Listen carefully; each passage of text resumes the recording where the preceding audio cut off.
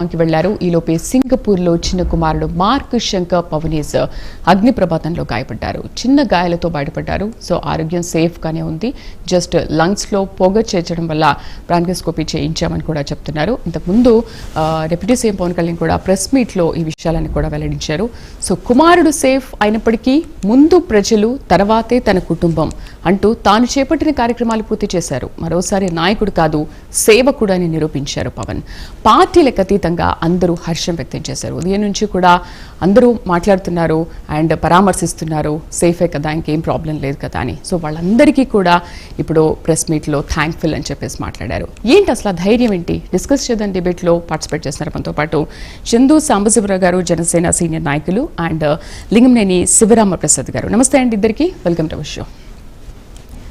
శివరాం ప్రసాద్ గారు నమస్తే అండి.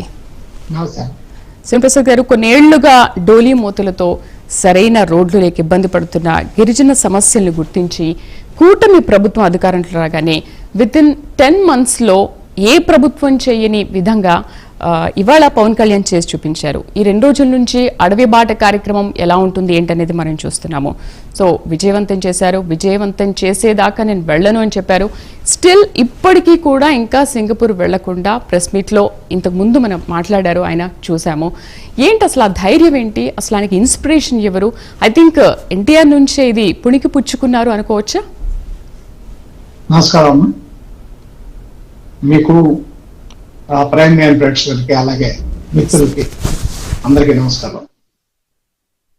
ముందుగా అడవి బిడ్డల కోసం అడవి బాట పట్టిన పవన్ కళ్యాణ్ గారు ఆ సమయంలో తన ప్రజల కోసం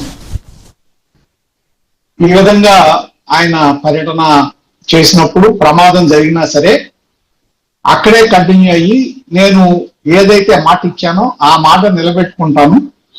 వీరికి 3 నెలల క్రితం నేను మాట ఇచ్చాను, ఏది డోలీ మూతలు ఉండకూడదు, ఇక్కడ ఏ విధమైన ప్రమాదం జరిగే గర్భిణీ స్త్రీలు కానీ వాడు కానీ ప్రమాదవశాత్తు మరణించకూడదు, దారి లేక మరణించకూడదు. కాబట్టి నేను ఇక్కడ మీకు రోడ్డు రవాణా సౌకర్యం కల్పిస్తానని చెప్పి ఆ రోడ్డు సౌకర్యం కల్పించడం కోసం వచ్చిన పవన్ కళ్యాణ్ గారు ఆ కార్యక్రమాన్ని అక్కడ తన కొడుకు ప్రమాదం జరిగిందని తెలిసిన తర్వాత కూడా అక్కడ కంటిన్యూ చేసినందుకు ఆయనకి హ్యాట్స్ ఆఫ్ చెబుతూ, అదే సమయంలో మన వంతుగా ఆయన బిడ్డ, అడవి బిడ్డల కోసం ఆయన అడవి దారి పడితే ఆయన బిడ్డ కోసం మనందరం మంచి జరగాలని కోరుకున్నాం. అలాగే ఎవరైతే మార్క్ శంకర్ ఆయన చిన్న కొడుకున్నాడో ఆయనకి దీర్ఘకాలిక ఇబ్బందులు కూడా ఏమి రాకుండా ఉండాలని కోరుకుంటూ ఆయనకి క్షేమంగా బయటికి పడాలని చెప్పి, ఏ విధమైన అనారోగ్య సమస్యలు ఉండకూడదని చెప్పి కోరుకుంటున్నాను.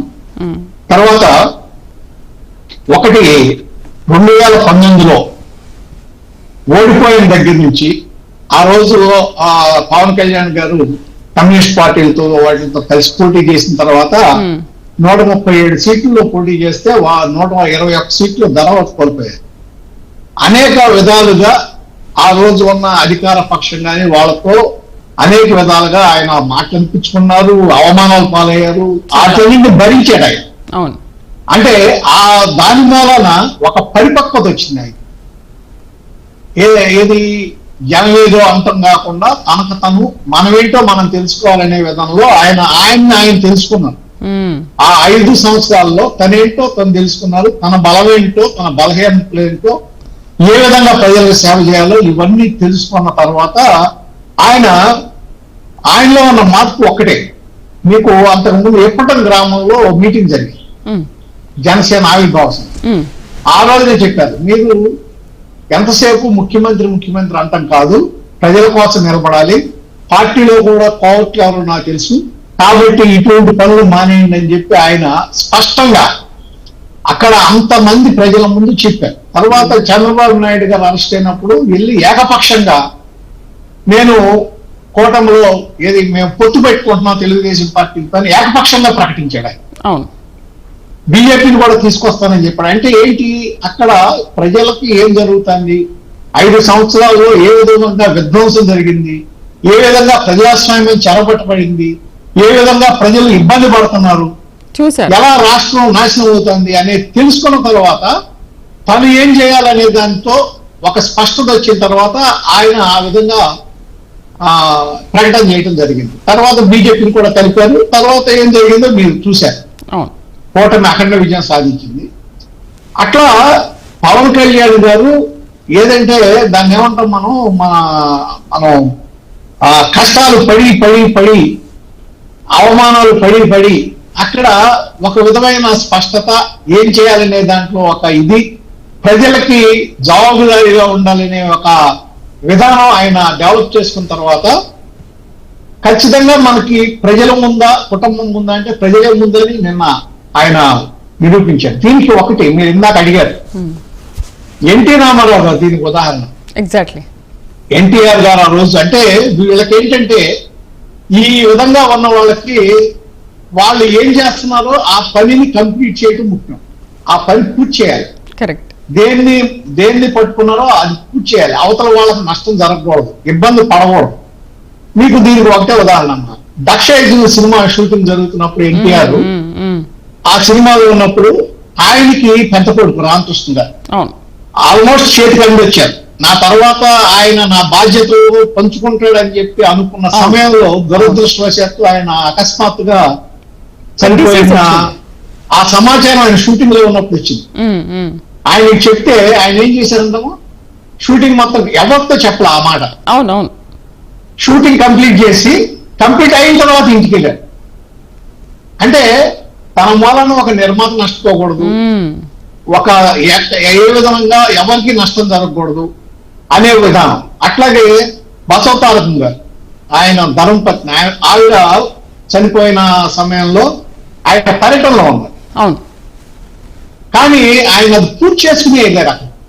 అంటే వాళ్ళకి ఒక స్పష్టత ఉంది, దేన్ని మనం తీసుకోవాలి, కుటుంబం ముఖ్యమా ప్రజలు ముఖ్యమా అంటే ప్రజలే ముఖ్యమనే ఉద్దేశం వాళ్ళకు ఉంది. కాబట్టి ఆ విధంగా చేయాలి. ఈ విషయంలో పవన్ కళ్యాణ్ గారు మాత్రం ఖచ్చితంగా ఎవరైనా మెచ్చుకుని తీరాల్సింది. అంటే ఇప్పుడు ఈ ధైర్యం కానీ, మెచ్యూరిటీ కానీ, ఇన్స్పిరేషన్ కానీ ఆయన్నే పుణికి పుచ్చుకున్నారు అనుకోవచ్చా? అలానే కాదు, ఈయన మామూలుగా డెవలప్ ఏది ఎప్పుడైతే రాటు తేలారమ్మా, 5 సంవత్సరాలు ఇబ్బందులు పడి ఆయన రాటు తేలిన తర్వాత ఏది ముఖ్యం ఏది ముఖ్యం కాదు, ఏది ప్రయారిటీ, దేనికి ఇది ఇవ్వకూడదు అనేది ఆయనకి అర్థమైంది.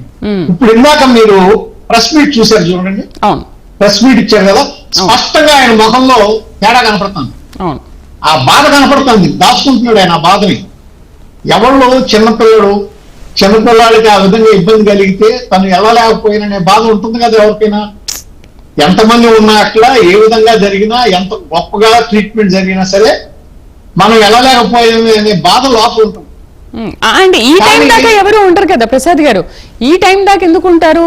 మార్నింగ్ ఎప్పుడో సిచ్యువేషన్ జరిగింది, ఇన్సిడెంట్ జరిగింది, అసలు అప్పుడే అన్ని వదిలేసి కూడా చాలా మంది వెళ్ళిపోయి ఉంటారు. ఎందుకంటే ఈ సిచ్యువేషన్ ఈ టైం వరకు ఇంకా ఇప్పటికీ క్లారిటీ లేదు, వెళ్తారా లేదా అనే విషయం కూడా. ఈ రోజు గత 5 సంవత్సరాల్లో ఒక రోడ్డు పళ్ళ అక్కడ మన్యంలో ఈ కుడి గ్రామానికి వెళ్ళినప్పుడు ఆయన 1000 కోట్లతో నిధులతో రోడ్లు అక్కడ నిర్మించడానికి, అంటే అక్కడ ఏంటంటే పాప వాళ్ళు ఈ గర్భిణీ స్త్రీలు కానీ వీళ్ళు కానీ ఢిల్లీలో మోసుకెళ్లాల్సి వచ్చే పరిస్థితి అక్కడ రోడ్డు సౌకర్యం లేక. ఎంతో మంది దురదృష్టవశాత్తు మరణించడం కూడా జరుగుతుంది. ఆయన హామీ ఇచ్చాడు పవన్ కళ్యాణ్ గారు, హామీ నిలబెట్టుకోవడం కోసం వెళ్ళాడు. కాబట్టి దాన్ని కంప్లీట్ చేసి ముందు ఆ పని పూర్తి చేసిన తర్వాత ఆయన మిగిలిన కార్యక్రమాలకు వెళ్దాం, కొడుకైనా సరే. ఎందుకంటే లోపల బాధను దిగమింగుని ప్రజలకు సేవ చేయడం అనేది గొప్ప విషయం. దాంట్లో పవన్ కళ్యాణ్ గారి వాళ్ళ తను ప్రజలే ఫస్ట్ అనేది నిరూపించడం అనేది నా ఉద్దేశం. రైట్. అంటే ఇప్పుడు ఆయన నాయకుడు కాదు, సేవకుడు, ఖచ్చితంగా ప్రజల కోసం వచ్చిన సేవకుడు అనుకోవచ్చా? నిజంగా రాజకీయ నాయకులు ఎవరైనా సేవకులుగానే ఉండాలి. రాజకీయం అంటే అదే, రాజకీయం అంటే ఆళ్ళనీళ్ళు తిప్పుకుంటాం, లేకపోతే డబ్బులు సంపాదించుకుంటాం, అది కాదు. రాజకీయం అనేది సేవా ఆరంభం. నిజంగా సేవ చేయగలిగిన వాళ్ళే రాజకీయాల్లోకి రావాలి. ఇప్పుడు మీతో పాటు ఉన్నారు, మా మిత్రుడు ఉన్నాడు, ఆయన ఏంటి మరి మంచి ఉద్యోగం వదులుకుని వచ్చి రాజకీయాల్లో వచ్చారు కదా. అంటే సేవ చేయాలనే కోరుకున్న వాళ్ళు మాత్రమే. అది కానీ దురదృష్టవశాత్తు ఇవాళ అట్లా లేదు, ఇవాళ అలా లేదు.